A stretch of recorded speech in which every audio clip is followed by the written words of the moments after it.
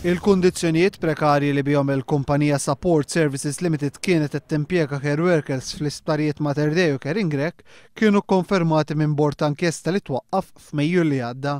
Instab li minkejja l-ilmenti li saru mill-care workers dwar il-kondizzjonijiet prekarji tax-xogħol tagħhom kienu iġġustifikati, il-Gvern baqa' ma ħax il-passi.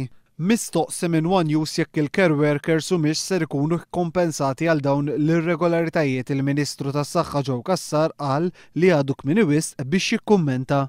Naħseb illi għadu prematur ħafna illi nikkummenta fuq il-konklużjonijiet. Minkejja li r-rapporti ċanfar li l-Gvern għan nuqqas tazzjoni f'dan il-każ, il-Ministru tas-Saħħa qal li kienu stess li ressaq l-ilmenti tal-ħaddiema quddiem l-awtoritajiet kompetenti.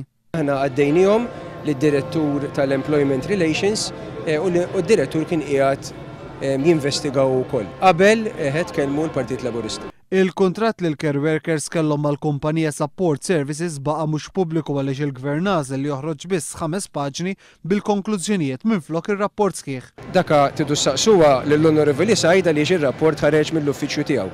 Joe Cassar qal li r-raġuni seta' tkun li r-rapport kien twil wisq biex jiġi ppubblikat. Ir-rapporti ħafna drabi ma nafx jekk tkunu xtafuhom imma jkunu voluminużi ħafna.